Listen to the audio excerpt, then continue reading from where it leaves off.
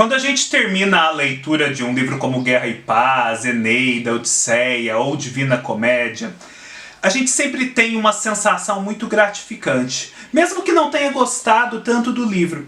Afinal, sabemos que dali em diante nós já comungamos de toda uma série de referências que as pessoas, os escritores, os artistas estão utilizando ao longo da história, e com isso nós nos tornamos mais inteligentes. Foi essa a sensação que eu tive ao terminar a minha leitura junto com vocês de Don Quixote de la Mancha, do Miguel de Cervantes. E é sobre o livro como um todo que eu venho falar hoje com vocês. Comprando este livro ou qualquer outro produto, desde que através dos links abaixo da Amazon, você ajuda o canal com uma pequena porcentagem da sua compra. A sua ajuda é extremamente importante, desde já eu agradeço. Miguel de Cervantes nasceu em 1547 na Espanha, portanto num período em que o país vivia o seu apogeu. As grandes descobertas eram feitas, a Espanha enriquecia, a Renascença estava a pleno vapor, o Barroco já se encaminhava. O Cervantes nasce numa família um pouco decadente, mas tem toda uma vida aventurosa. Afinal, ele em determinada quadra vai para a Itália, junto de um cardeal que aparecera na Espanha. Ele tem contato ali com todo aquele fervor cultural que marcava o país. Ele se envolve na Batalha de Lepanto, que foi extremamente importante para deter o avanço das forças turcas sobre a Europa e, portanto, uma possível islamização da Europa à época. Ele, ao retornar da Batalha de Lepanto, é levado preso em cativeiro a Argel por piratas e ali fica por 5 anos. Volta para a Espanha, se torna coletor de mantimentos para o exército espanhol, é acusado de desvios e, portanto, é preso novamente. E depois, então, de uma vida tão acidentada, em que ele também já tinha tentado sucesso no teatro, mas sem muito êxito, ele, finalmente, já em idade avançada, próximo dos 60 anos, em 1605, escreve a primeira parte de Don Quixote de la Mancha, livro que se torna um sucesso instantâneo, com traduções para o inglês, para o francês, o italiano e o português, em poucos anos depois. O que era e é ainda hoje algo muito significativo e que acontece com poucos livros. Esse livro nasce como uma crítica às novelas de cavalaria, novelas estas que eram muito populares na Espanha. O gênero das novelas de cavalaria nasceu principalmente relativo à saga do rei Arthur ali na Inglaterra e todas as vicissitudes e histórias paralelas. E chegou à Espanha de forma tardia, e obteve muito sucesso entre as mais diversas camadas da população, porque por algum motivo a Inquisição, que era muito forte na Espanha, deixava meio que livres os livros de cavalaria. Então todo mundo tinha acesso. E tinha acesso também porque a imprensa de Gutenberg já se fazia sentir, e então o livro se tornava, naquela época, um objeto mais acessível e não algo restrito a mosteiros ou universidades. Essa é uma literatura que se passa entre fidalgos, entre nobres, que cultivam ideais cavaleirescos, ou seja, eles se veem sob a necessidade de protegerem os fracos e oprimidos, de defenderem um determinado código de honra e de se devotarem às suas donzelas, que são muito associadas à própria Virgem Maria. Portanto, são moças idealizadas, virgens muito belas, que merecem todos respeito, toda devoção, como se fossem verdadeiras divindades. As novelas de cavalaria geralmente se passam numa geografia diferente da Europa, em lugares imaginários e também envolvendo seres e situações imaginárias. Animais fantásticos, magos, feiticeiras, pautam todas as novelas de cavalaria. E o gênero então foi se tornando muito popular e também um pouco repetitivo. E a linguagem com que essas histórias eram contadas foi se tornando um pouco empolada. E já no prólogo do volume 1 do Quixote, nós temos o Cervantes anunciando a que veio, né? Meio que para desmontar e renovar e fazer uma coisa nova a partir daquele gênero literário que já se tornava caduco. O Don Quixote, como vocês podem ver, tem uma estrutura da seguinte forma. O primeiro livro, lançado em 1605, e o segundo livro, lançado só em 1615, 10 anos depois, muito por conta do surgimento à época de um Don Quixote apócrifo, um Don Quixote escrito por um outro escritor, uma continuação não autorizada, que deixou o Cervantes muito cioso do controle do seu personagem e o incentivou a concluir a escrita da segunda obra, já bem avançado em anos. E esse segundo volume é justamente a consagração das sementes de modernidade que o Miguel de Cervantes já havia plantado no primeiro volume. No Don Quixote nós temos 3 saídas do Quixote, ou seja, por 3 vezes o Quixote sai da sua casa rumo a muitas aventuras como cavaleiro andante e depois retorna. Nos primeiros capítulos do volume 1 ele faz isso, dura 3 dias e alguns poucos capítulos, e muitos críticos dizem que talvez aquilo pudesse funcionar como um conto autônomo e que só depois da escrita desse conto autônomo o Cervantes se deu conta das potencialidades do seu personagem e decidiu estender essa história. Depois ele sai já com o Sancho Panza ao lado por uma segunda vez e é essa longa aventura que nós vamos acompanhar até o final do volume 1. E por fim, o Don Quixote sai uma terceira e última vez aqui no volume 2, que dá conta de toda essa terceira saída. Ele é um livro basicamente episódico, ou seja, Sancho Panza e Don Quixote, eles buscam aventuras de uma forma errante, né? Andando pelas estradas da Espanha. E à medida que avançam, vão encontrando pessoas, se envolvendo em situações, isso vai constituindo episódios. Nesses episódios, o Cervantes vai desenvolvendo a psicologia dos personagens, vai colocando diálogos sempre muito interessantes entre o Sancho e o Don Quixote, principalmente, e assim desenvolvendo a sua história. No volume 1, há uma característica muito marcante que se deve ao fato de o Quixote ser esse livro de transição, né, entre épocas, entre gêneros literários, que é a das histórias interpoladas, ou seja, a determinada altura, o Sancho Panza e o Quixote estão vivendo certas aventuras e alguém começa a contar uma história.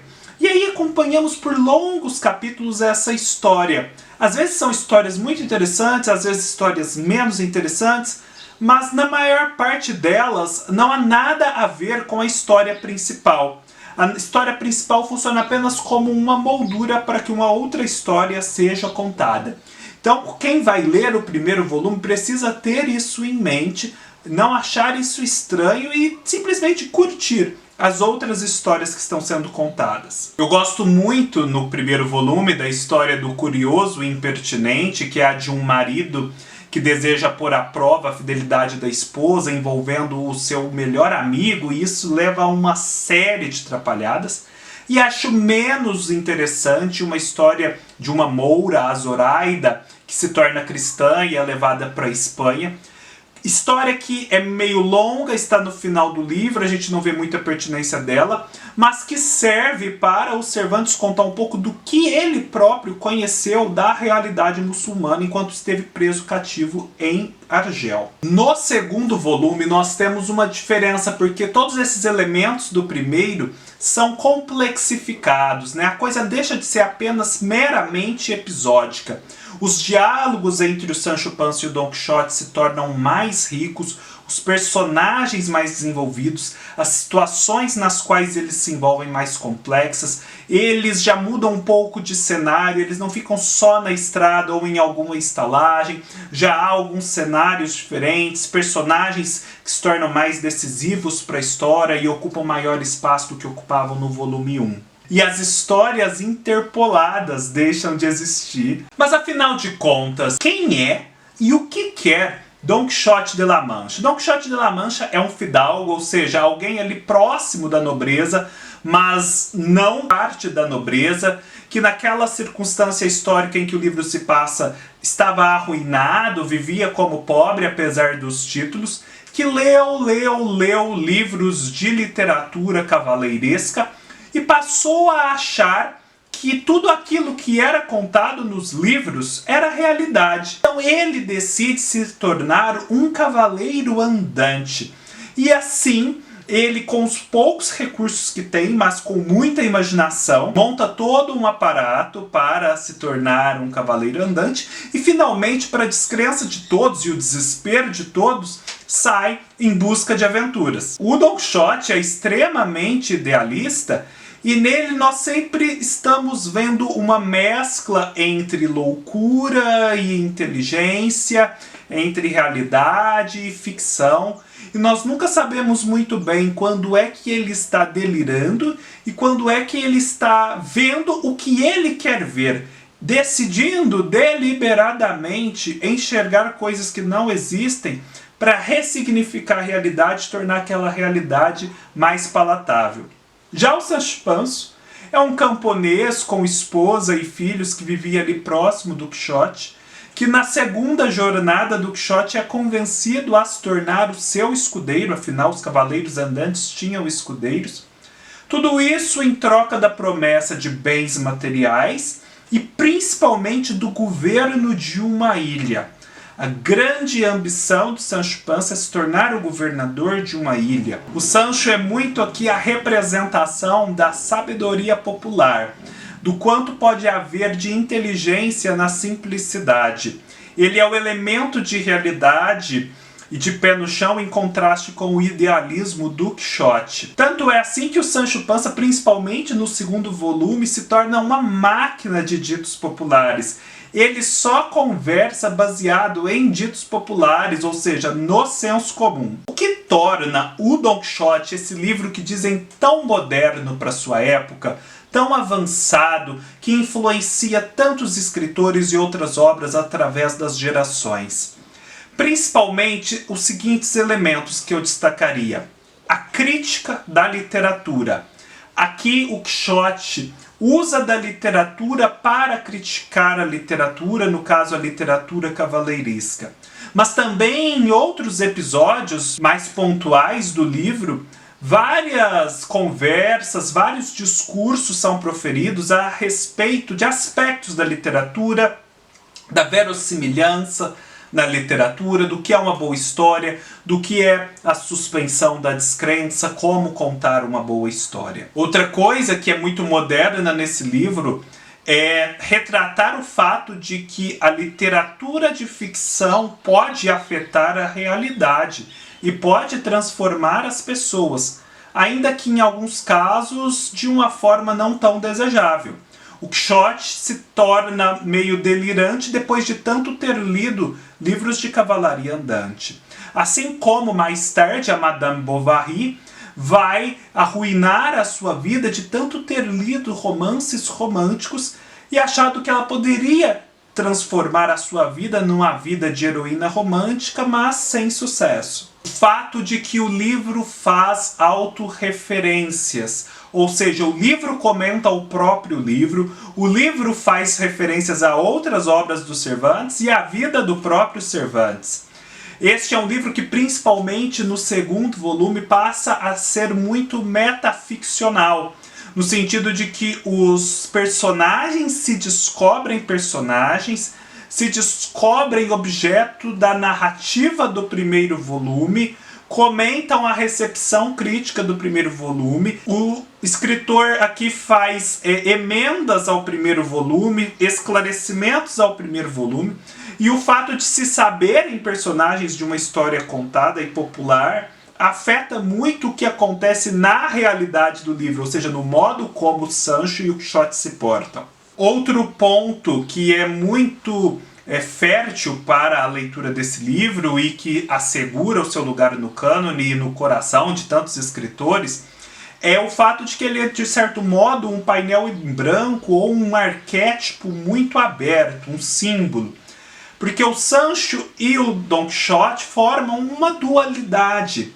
E dentro dessa estrutura dual, nós podemos fazer várias leituras. As que eu já mencionei, do contraste entre a loucura e a sanidade, entre a realidade e a ficção, entre a poesia e a prosa, a riqueza e a pobreza, e por aí vai. Outro ponto que é muito interessante aqui é o fato de que nessa coisa do Sancho querer se tornar um governador de ilha, o Cervantes consegue explorar o tema do que é um bom governo, o que é ser um bom governante. Será que de fato esse bom governante precisa ser pertencente a uma família nobre, alguém com tanta educação? Será que um pouco do senso comum não é o bastante para se ter um bom governo? E por fim, eu destacaria a questão que para mim me surpreendeu e eu vi poucas pessoas, ou melhor, não vi ninguém comentar isso, que é certo ar de distopia, de manipulação totalitária que há aqui no segundo volume por parte do Duque e da Duquesa. O Duque e a Duquesa são personagens que leram o Quixote volume 1 e que depois se encontram com o Quixote e Sancho no volume 2. E eles sabem talvez mais do Quixote e do Sancho do que eles mesmos. E começam a caçoar deles, a colocá-los em várias situações artificialmente construídas para rir da cara deles, para construir novas histórias. Então eles se valem desse poder superior de conhecimento para manipular o senso de percepção e de ação do Quixote e do Sancho. Eu acho que nisso há muito de totalitarismo, muito de distópico, e acho que vários paralelos podem ser feitos com distopias célebres. Quanto às traduções e edições, eu com certeza recomendo esta da Penguin Companhia, em que a tradução é do Hernani só.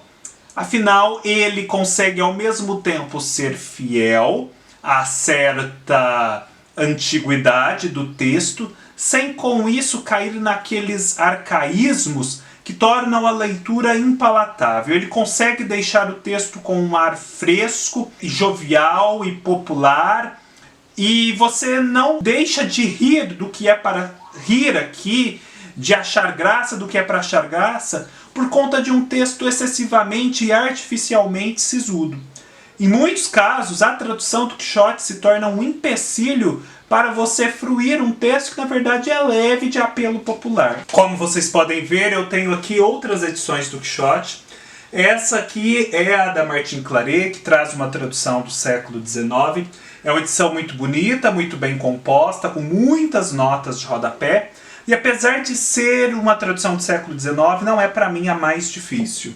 Aqui nós temos a edição da editora Nova Fronteira, que também é muito bonita, tem um ótimo texto introdutório do Brito Broca, e que tem um nível de complexidade que eu diria intermediário.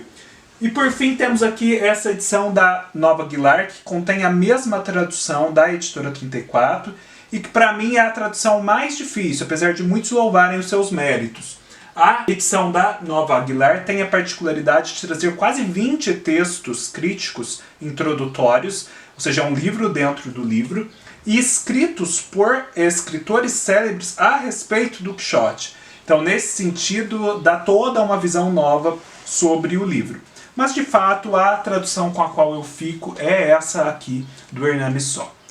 E o meu veredito final sobre o Don Quixote?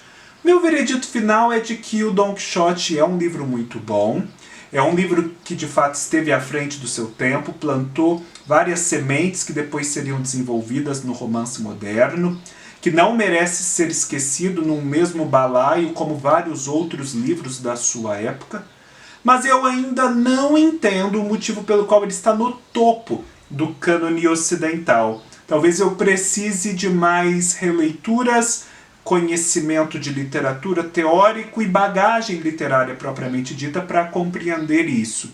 Eu acho que esse ainda é um livro muito de transição, que apesar de moderno ainda tem muitos elementos da literatura antiga e elementos não tão bacanas como as interpolações do primeiro volume, e que portanto não é tão redondo. Há muita coisa aqui, muita rebarba, muita coisa que poderia ser tirada.